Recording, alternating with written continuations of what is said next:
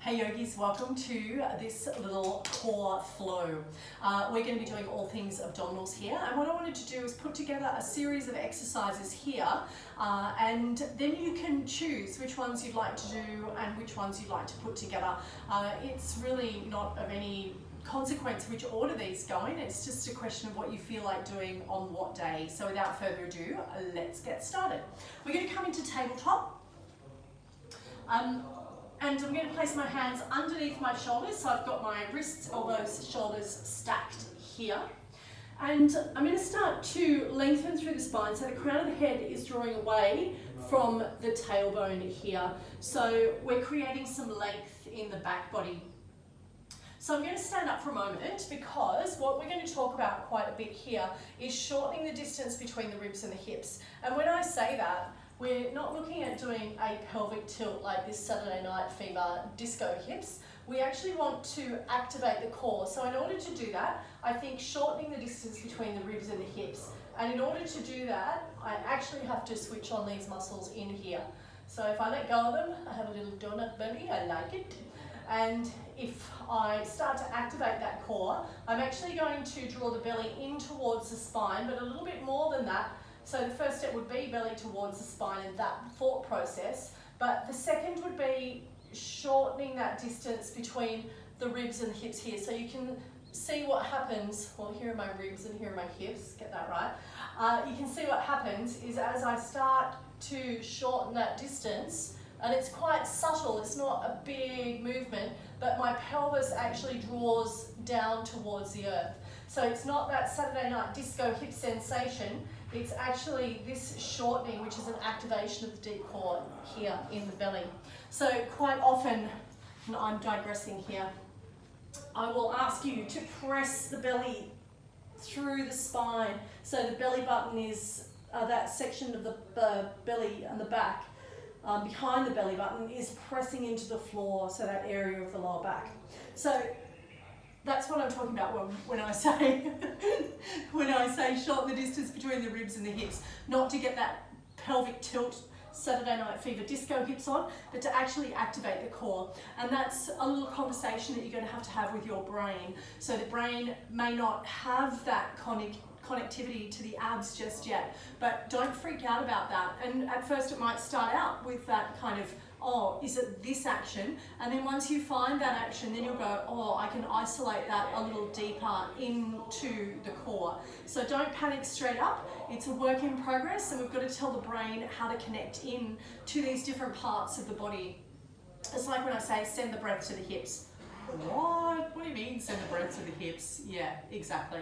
So it's just that thought process that we've opened up that line of communication between the breath and the body and invited it all the way down into the hips. So same construct. So I'm going to come back to my tabletop here, which is where we started. Press my hands, palms into the earth, and my wrists, my arms are stacked. So I've got wrists, elbows, shoulders here. I'm going to start to lengthen the crown of the head away from my tailbone, which is here. And I'm going to draw the belly to the spine. So there's that first action. So instead of sagging into the back here, we want to draw the belly into the spine. And the same as when I'm in my plank pose, I'm actually pressing the earth away. And that's going to give me a little bit of length in the heart space as I gaze forward here. Belly to the spine, and once we get that belly to the spine, then we can activate that shortening of the distance between the ribs and the hips. So our first point of call here is that we're actually going to lift the knees up off the earth. And we're going to hold here for 5, 4, 3, 2, 1, and lower. Isn't that fun? I actually love core because it's the fastest way to strengthen your practice. So this is why you need to add it in every single day, that and glute activation. So let's go again. Press the shins into the earth, lift the knees about 5 centimeters, press through the hands and start doming through the shoulders. Shorten the distance between the ribs and the hips for 5, 4, 3, 2, and 1, release. And in between this, you can do a little round of cat-cow. So you can inhale and look towards the sky. Exhale, roll through the back leg. Inhale, belly goes down, gaze towards the sky. Exhale, roll through the back. And then we're going to come back to that neutral spine. We're going to lift one more time. Press the shins into the earth, engage the belly. Press down through the hands, space between the shoulders for 10, 9, 8, 7, belly to spine, shorten the distance between the ribs and the hips, 3, 2, and 1. Exhale and release. And we're going to take a little arm stretch while we're here. So interlace the hands, palms behind the back, and draw the hands down towards the toes. You can just keep the chin tucked into the chest. And the direct opposite, this is almost like a counter pose where we're opening into the chest, whereas before we closed the chest down. We're just resting the abdominals in this space or our core. Chin towards the chest, sit back into the hips. And just feel that opening through the front body. And inhale and lift the chest a little bit more. Exhale and come back into that space, straight back into it. So the knees are about hip width apart here. I'm going to press the hands into the earth, lift the knees, and this time I'm lifting that knee, my right knee into my right elbow for 5, 4, 3, 2, 1. Exhale and release. Press, and this time the left one comes up for 5, 4, 3, 2, and 1. Exhale, release. Lift, right, 2, 3, 4, 5. Exhale. Inhale. Exhale. Left, 2, 3, 4, and lower. Sitting back onto the hips, and this time we're going to open the chest a little more and start to lift the hands this time, retracting the shoulder blades, which means squeezing the shoulder blades together at the back and opening up the heart space. And you might like to even take a little bit of movement here, just feeling the difference in the shoulders, the chest, and little baby twists. And we're going to come back into that tabletop space. And this time we're going to do something a little bit new.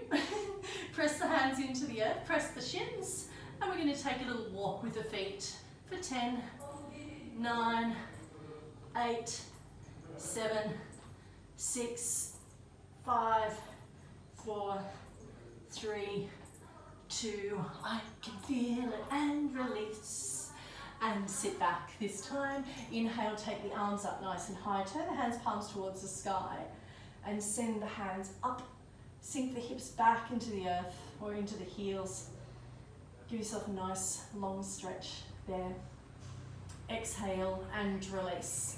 So there's a couple of stretches, you'll be really feeling that, I know I'm feeling it, but there's a couple of activities or core activities that we do before we go into our crow poses, and so I'll give you a little display of that or a brief of that now, but the hands come planted by the knees in this variation, because what we want to do is find that concave shape that we actually do in our crow pose, and we're going to try and replicate that through our core work here. So hands, palms press into the earth, and you're going to lift the knees, and you're going to tuck the forehead in towards the knees, and you're going to hold here for 5 breaths.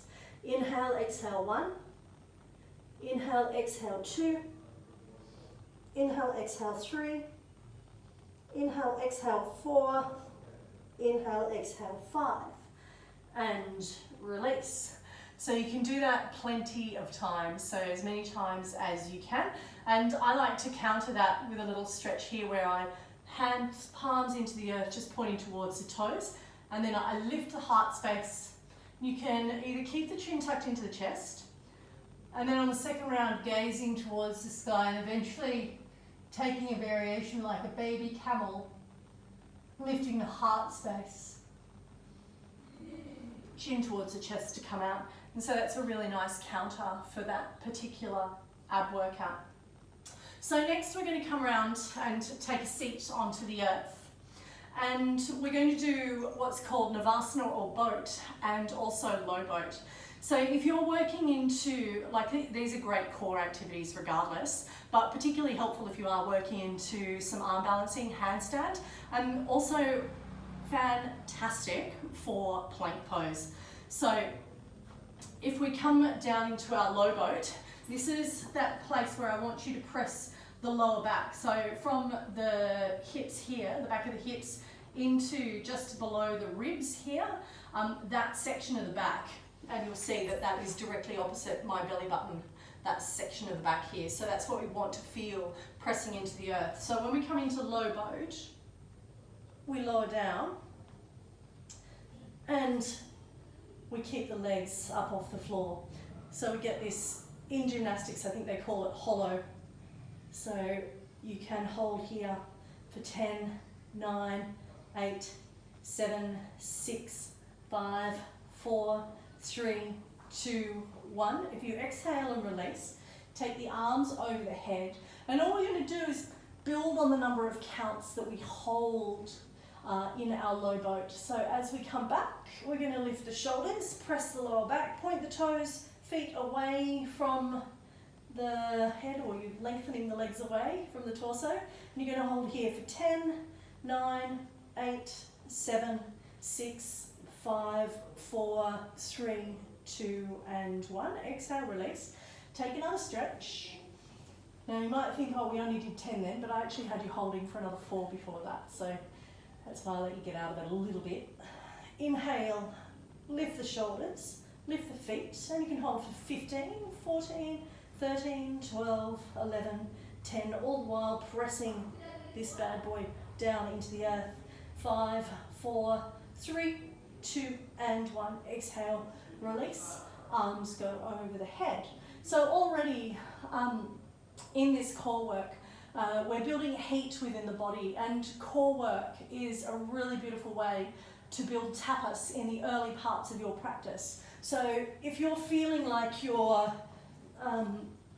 you're feeling a little bit lethargic, or you're like not motivated, guaranteed if you get in and do some core work, you'll feel that heat burning, and then maybe the desire to move on into some of the other asana that you've got in your arsenal.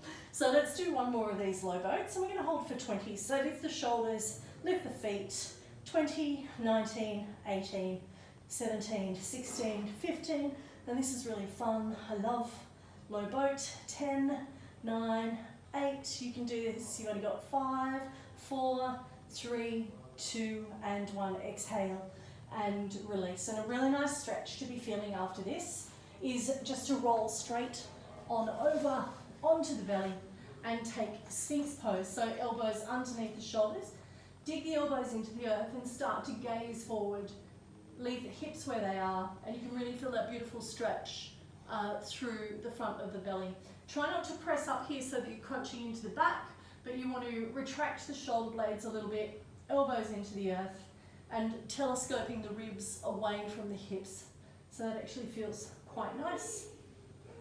And the other thing that you can, of course, do, which is always available to us, is to come back into Balasana, child's pose, and just allow the body to relax in that space. And you can stay in your Balasana for a little while, but don't lose the sweat if you've built one up. So let's come back onto the butt.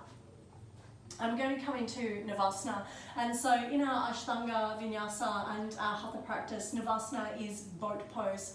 And so these exercises, boat and half boat, are those variations there. And in our Vinyasa, Ashtanga Vinyasa practice, we pretty much just hold 1 or 2 different variations of this, but there are innumerous variations, and you can just do things with your legs that are going to make it a little bit more fun for you, so you can get super creative here.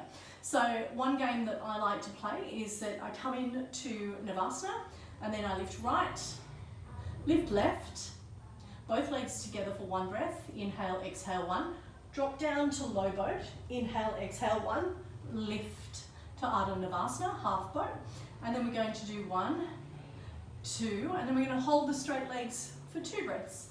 Inhale, exhale 1, inhale, exhale 2, which means we replicate that in low boat. Inhale, exhale 1, inhale, exhale 2, back to Navasana, and you can stay here if you like, and you can just play with this leg extension, and then left, and then now we've got 3 breaths. So inhale, exhale 1, inhale, exhale 2, inhale, exhale 3, down you go, low boat for 3, 2, and 1.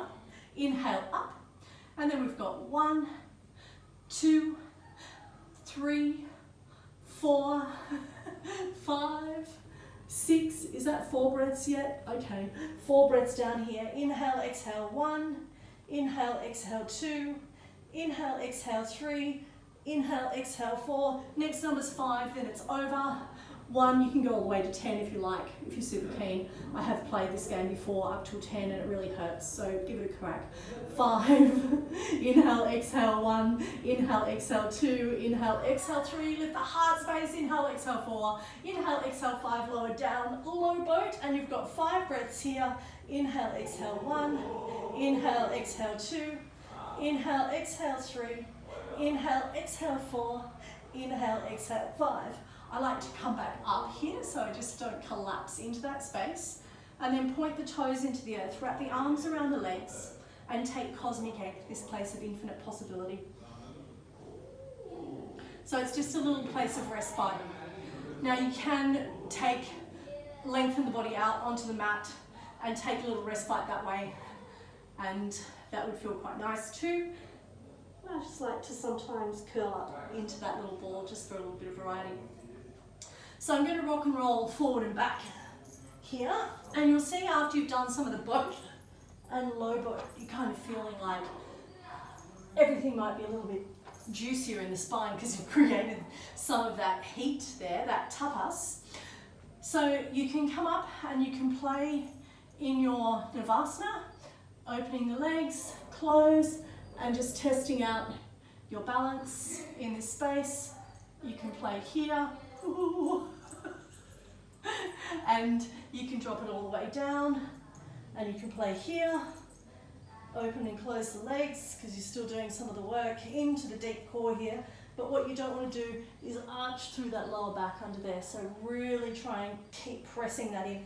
And if you're down here and the lower back starts to lift off the floor, it's as simple as lifting the legs a little bit. So I'm just going to relax after that, give myself a little bit of a stretch here.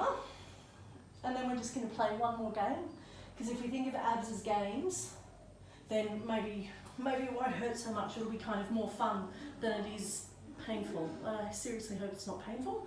So we're in our low boat. I'm going to lift my shoulders up off the earth. So I'll invite you to do the same. Bring the left knee in and the right knee in. So these are like slow bicycles. Now that belly is pressing that lower back into the earth, and I'm shortening the distance between the ribs and the hips. And you can feel when you do that, you get that little lift of the butt here. So hands by the side body, lift the right leg, and I'm not sure what my neighbours are doing, but they make life very interesting. Exhale and release. Inhale back, lift left. Exhale and release down to the earth. Inhale, lift it back, and these are like really slow bicycles. So you're exhaling that right foot down to the earth, all the while keeping that lower spine pressed into the floor. Inhale left and lower, bring that back. And we'll just do 2 more sets. Inhale and exhale. Last one. Inhale and exhale. Bring it back in, lower it down, and you can release here. Take the arms up over the head and give yourselves a nice stretch there. A little bit of a sigh. Always the opportunity to give the body a little bit of respite here. So when we're coming into our plank pose, there's some plank and side plank, and if you want to do a little bit of HIIT work, so high intensity interval training or tabata, so you've got that high intensity work and then a little bit of low intensity, so that resting pose.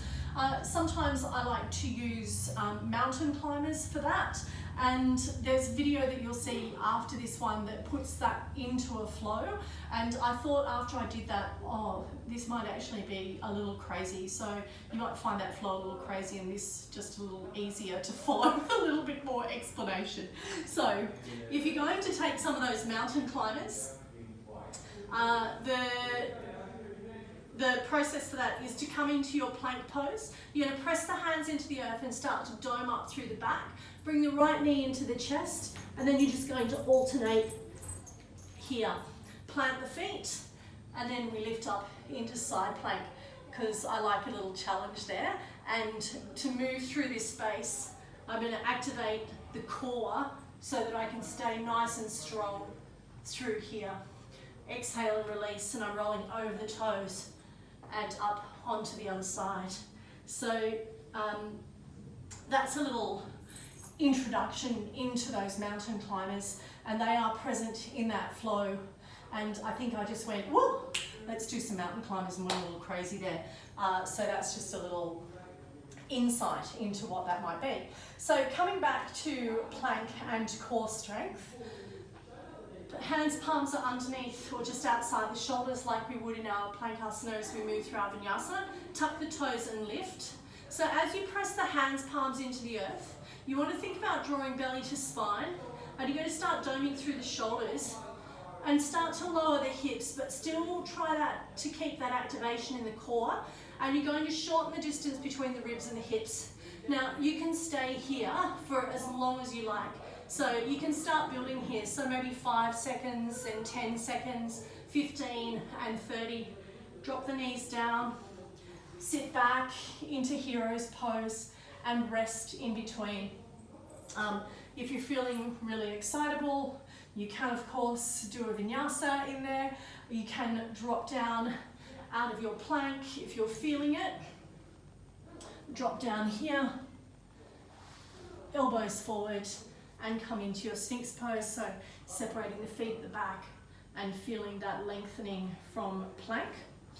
Which brings us to our next activity, because we're already down here and on the forearms. So this brings us into forearm plank. So just as we do in our plank, our elbows are stacked underneath our shoulders, or just as we are in our Sphinx pose and replicating plank. And then I'm just going to tuck the toes at the back, and I'm going to start to lift here. So my heels are drawing back, crown of the head drawing forward.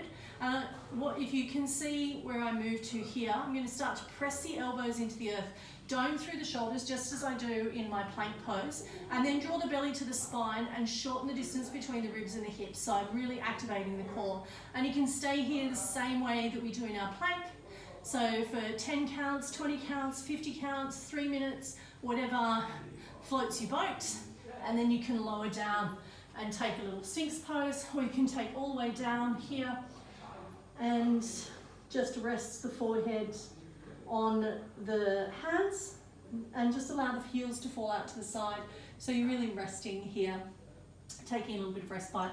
Then when you're ready to come back in, come back up to Sphinx pose, tuck the toes and lift. Make any adjustments that you need to make here to find your best shape. And then just as a little practice, you can take some planks here. So again, I'm going to activate the core as I move through here, and that's going to stop me wobbling all over the place. And we don't want to go too fast, because the faster you go, the less control that you have. So if you move slowly into the pose and find the control, rolling it over, dropping the heels, finding the control, rolling it over. It doesn't matter how long or how little it takes, just so long as you've activated that core strength. And then you can press back into your Balasana and take a little rest here. Taking 3 or 4 rounds of breath and allowing yourself a little bit of respite. So that's some of our core work that we will move through, and you'll see me add that into vinyasas in certain places. You'll see that running man come into that core flow, and you'll see different variations of that as you move along. I'd encourage you to invent some of your own leg actions when you're doing boat and low boat, so Navasana and Urdhva Navasana. You know, that can get quite creative there and quite fun. And then you can always move into some of those old school abs that you might have done if you've ever done any kind of aerobic activity at the gym. Just, you know, regular crunches, totally going to help. Opposite elbow to knee, totally going to help. Some of the things that I've shown you are more specific to our practice, our yoga practice here, but none of that core work is going to go astray. So feel free to engage in any of that at all. So thank you so much for joining me on this ab tutorial, and I look forward to seeing you in the flow. Namaste.